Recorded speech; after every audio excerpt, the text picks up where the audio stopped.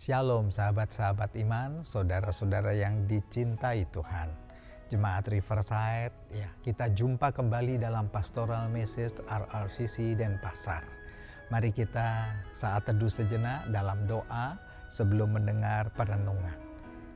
Oleh kasih karuniamu dan kebaikanmu, anugerahmu yang besar dalam hidup kami. Syukur atas penebusanmu. Syukur atas kasih sayang dan pemeliharaanmu di masa sulit ini. Syukur atas anugerah kekuatan ekstra kami dapat melewati setiap tantangan. Dan kami merasakan pemeliharaan Tuhan, ya dan amin, waktu lepas waktu. Rasa syukur ini kami panjatkan dalam Kristus Yesus yang menjadi Tuhan, sahabat kami yang menjadi Raja atas hidup kami, dan memprospek masa depan kami. Dalam Kristus kami berdoa. Amin. Saat ini kita bertemu dengan begitu banyak orang kebingungan dengan wabah, epidemi, meluas lagi ke benua, lepas benua jadilah pandemi. Salah satunya virus corona ini. Tapi ada satu pandemi yang berbahaya dan juga melumpuhkan spirit kehidupan. Pandemi kekhawatiran. Di banyak tempat, banyak orang khawatir hal keuangan. Bagaimana sedang masa sulit seperti ini, keuangan kami apa sampai akhir bulan nanti. Apa sampai 2-3 bulan mendatang. Ada yang khawatir pekerjaan karena PHK. Atau prospek ke depan yang tidak bisa dilihat, tidak bisa diprediksi. Khawatir keluarga, aduh Tuhan bagaimana kondisi keluargaku ada di ambang kehancuran. Ada yang khawatir dengan kesehatan, terpuruk, makin terpuruk. Sampai sejauh mana ini akan berakhir ya Tuhan? Apa tahan tubuhku, daya imun tubuhku menghadapi pandemi ini? Ada yang khawatir masa depan dan khawatir kematian. Saudara-saudara, mari kita melihat sejenak arti kekhawatiran. Ada di dalam kamus Yunani memakai kata merimnon. Dari akar kata meriso dan naos. Arti meriso itu bercabang, naos itu pikiran. Kekhawatiran artinya pikiran, kehendak, emosi yang bercabang. Terpecah-pecah, terbagi-bagi, tercerai-berai, sehingga hati terombang-ambing, kebingungan tak tahu ke arah mana hidup ini. Itulah arti kekhawatiran. Dan sifat dasar dari kekhawatiran ini begitu buruk karena negatif terhadap Tuhan. Tuhan, aku memberi tanda tanya besar terhadap kuasa-Mu. Aku meragukan kepribadian-Mu. Orang khawatir negatif juga terhadap dirinya sendiri. Ya, siapakah aku ini? Untuk apa aku ini dilahirkan? Ya, orang yang khawatir bisa negatif terhadap sesama yang penuh curiga dan tanda tanya. Orang yang khawatir juga negatif terhadap keluarga. Keluarga ini menjadi beban aja. Bukan satu anugerah dalam hidup saya. Orang yang khawatir juga negatif terhadap kehidupan. Bahkan sampai kepada akhir dari kehidupan kematian pun orang khawatir. Hopeless sudah melihat hal itu tanpa harap. Dampak kekhawatiran itu begitu buruk saudara-saudara yang dikasihi Tuhan.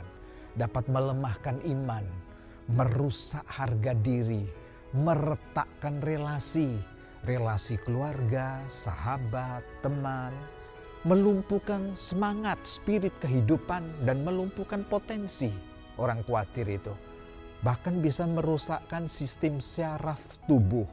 Jadi lengkap secara spiritual kena, secara emosi, kejiwaan, psikis bisa kena, sampai secara fisikal bisa kena. Kekhawatiran dampaknya sangat buruk. Kata-kata bijak untuk kekhawatiran, sehari khawatir lebih melelahkan tubuh, jiwa, dan batin daripada seminggu bekerja dengan ikhlas dan syukur.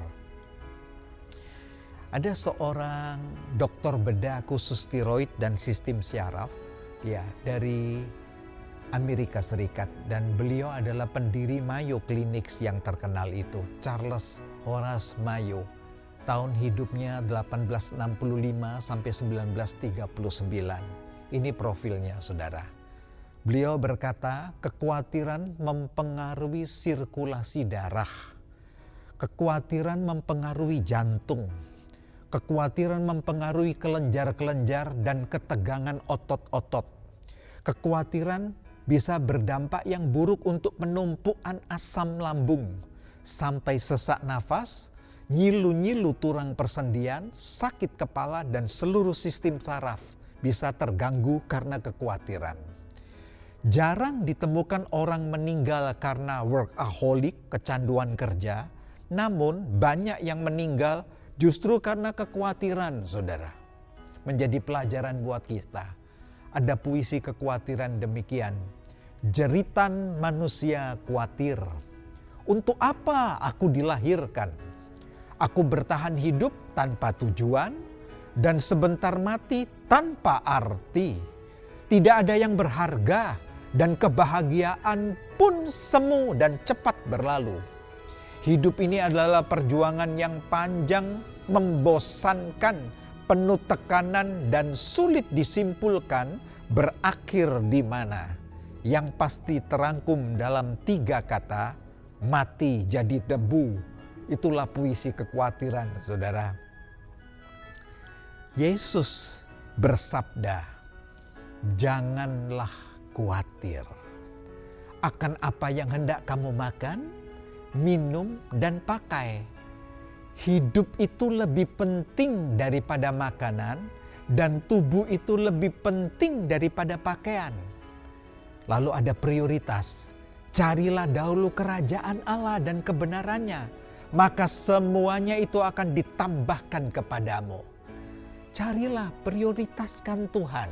Hidup berpikir bersama Tuhan, berpikir dengan kebenaran, penuh ucapan syukur, bergandeng tangan dengan Tuhan, andalkan karunia, lembaran hidup hari ke hari bersama kasih karunia kebaikan Allah.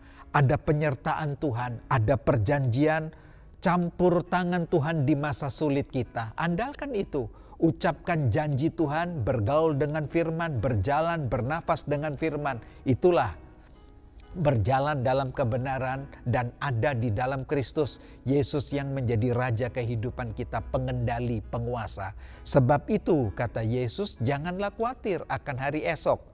Matius pasal 6 ayat 25 sampai 34. Ini terkenal khotbah di bukit. Tuhan melihat dan menyediakan segalanya, saudara-saudara. Karena itu untuk berhenti kekhawatiran di sini, Tuhan juga bisa menyediakan jalan. Tuhan sediakan roti dan anggur di padang gurun perjalanan umat Allah di kitab Keluaran pasal 16. Apa yang tidak pernah dilihat oleh mata, didengar oleh telinga, dan apa yang tidak pernah timbul dalam hati, semuanya itu disediakan Allah bagi mereka yang mengasihi Dia. Ya, jelas sekali ada jaminan Allah yang menjadi jaminan dan Allah sendiri yang bersabda atas hidup saudara. Kekhawatiran itu seperti duduk di kursi goyang kesakitan yang membosankan dan tidak menambah arti apapun. Karena itu Yesus berkata, berhentilah khawatir, jangan khawatir. Betapa besar biaya kekhawatiran atas kerugian fisik. Jadi kekhawatiran biayanya lebih besar dari sakit saudara. Betapa besar biaya kekhawatiran atas kerugian mental, psikis, kejiwaan. Semangat kehidupan kita juga dilumpuhkan. Karena itu berhenti khawatir. Tidak ada alasan untuk terus-menerus berjalan dalam kekhawatiran.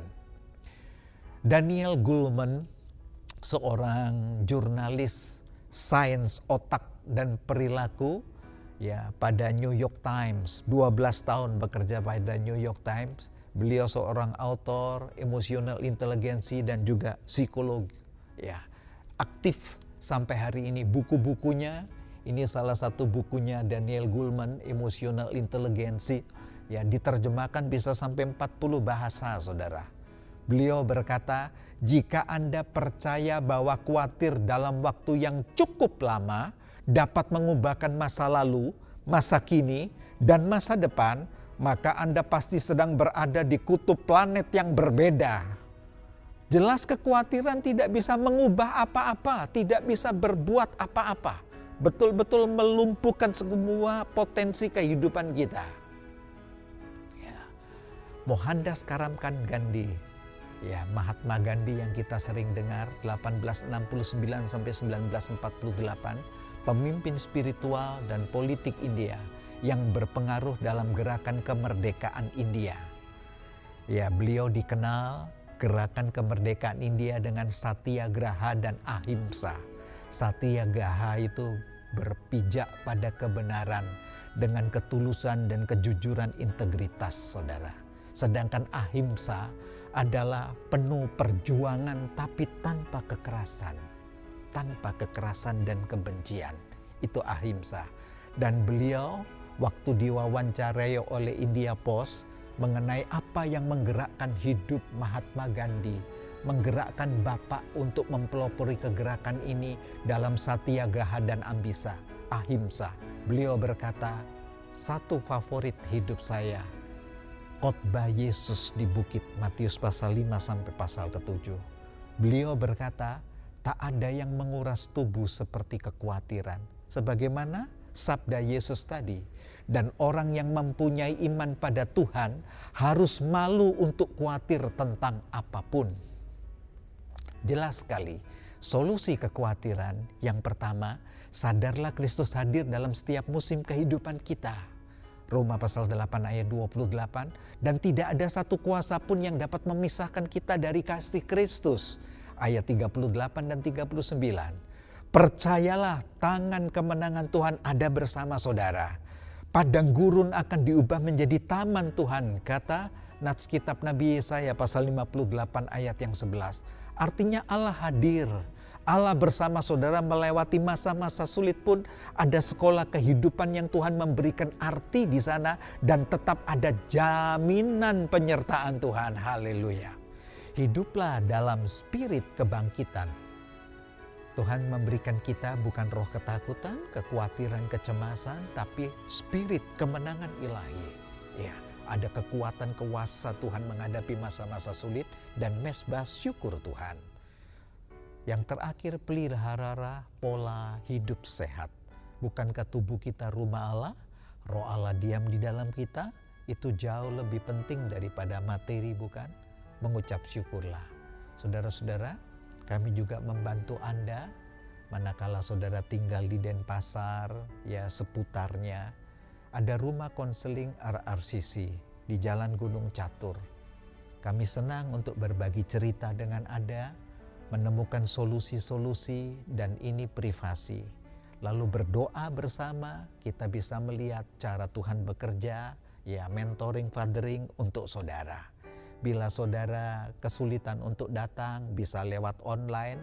Ada nomor HP di sini, nomor WA 0813323999913. Lalu kita bisa bercerita dan tetap warnanya privasi, ditaruh di kaki Tuhan dan berdoa bersama sehati. Tuhan membuka pintu sorga untuk jalan keluar hidup saudara. Mari kita satukan hati di dalam doa. Penuh rasa syukur Tuhan atas kebaikan-Mu. Roh spirit kemenangan Kristus ada di setiap hati sahabat iman kami. Saudara-saudara kami yang sedang bergumul di masa-masa sulit ini. Tuhan beri kemenangan di dalam nama Yesus. Tuhan beri kelepasan. Tuduhan-tuduhan atas masa lalu hidupnya dalam nama Yesus diputuskan. Digantikan dengan spirit masa depan ilahi yang penuh harapan. Bisa melihat Tuhan baik untuk segala musim kehidupan. Allah menyediakan jalan keluar untuk setiap tekanan-tekanan kehidupan. Dan Allah juga memulihkan tubuh yang adalah rumah Allah ini dengan kesehatan dan kuasa Kristus. Damai sejahtera Allah yang melampaui segala akal menyertai pikiran hatimu. Shalom dalam nama Yesus. Umat percaya katakan amin.